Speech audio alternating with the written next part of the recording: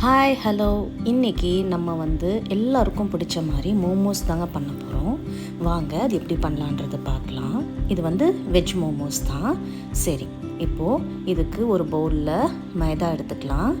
அதில் கொஞ்சம் சால்ட்டு, அப்போ கொஞ்சம் ஆயிலு, அப்புறம் தேவையான அளவுக்கு தண்ணி ஊற்றி நல்லா சாஃப்டாக இதை நம்ம பெசட்டி வச்சுக்கலாங்க. இது வெஜ் மோமோஸில் நான் வெறுமே கேரட்டும் கேபேஜும் தான் யூஸ் பண்ணியிருக்கேன். நீங்கள் வேணால் வேறு வெஜ்ஜீஸ் கூட நீங்கள் யூஸ் பண்ணிக்கலாம். ஸோ இப்போ இதை நல்லா பிசைஞ்சு ஒரு ½ அன் ஹவர் கிட்ட நம்ம இதை விட்டுடலாங்க. இப்போது அந்த வெஜிடபிள்ஸ்லாம் நம்ம சாட்டே பண்ணி எடுத்துக்கலாம்.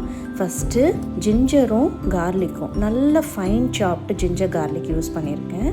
ஜிஞ்சர் கார்லிக்கை விட கொஞ்சம் நல்லா தூக்கலாகவே நம்ம யூஸ் பண்ணிக்கலாம். அப்போ தான் அந்த ஃப்ளேவர் நல்லாயிருக்கும்.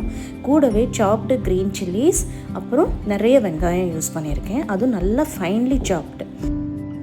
வெங்காயம் நல்லா வதங்கினதுக்கப்புறம் தேவையான அளவுக்கு இந்த கேரட்டும் கேபேஜும் நம்ம இதில் ஆட் பண்ணிடுறோம். கேரட்டும் கேபேஜும் நல்லா ஃபைன்லி சாப்டாக நம்ம இதில் யூஸ் பண்ணிக்கலாம்.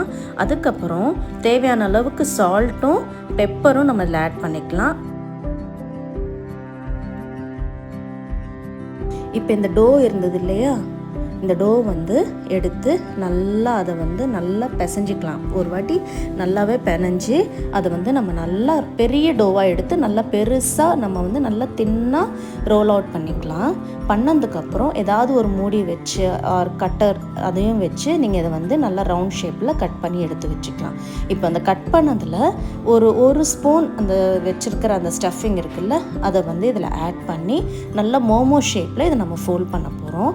பாருங்கள் நான் அது எப்படி பண்ணுறேன்னு.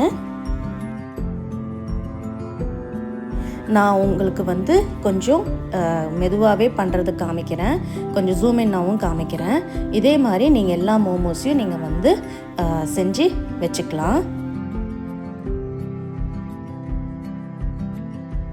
இப்போது நமக்கு தெரிஞ்ச ஷேப்ஸ் எல்லா ஷேப்ஸும் பண்ணி வச்சுருக்கோம். இப்போ இதை நம்ம ஸ்டீம் பண்ணிடலாம்.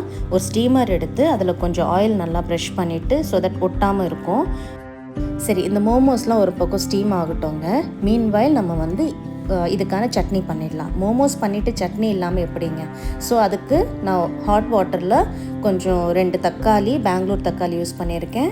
அப்புறம் கொஞ்சம் பூண்டு, அப்புறம் ஒரு 4 காஞ்ச மிளகாய், இது எல்லாத்தையும் சேர்த்து நல்லா கொதிக்க விட்டுடலாம். அதுக்கப்புறம் இந்த தக்காளியில் இருக்கிற அந்த வெளியில் இருக்கிற ஸ்கின் மட்டும் நம்ம எடுத்துட்டு நம்ம ஒரு ஜாரில் போட்டு நல்லா அரைச்சி எடுத்துக்கலாங்க. அவ்வளோதான், அந்த சட்னி ரெடி. நம்மளோட மோமோஸும் ரெடி ஆகிடுச்சு. சூப்பரான மோமோஸ் சட்னியும் ரெடி ஆகிடுச்சு. ட்ரை பண்ணிவிட்டு எனக்கு சொல்லுங்கள். தேங்க்யூ.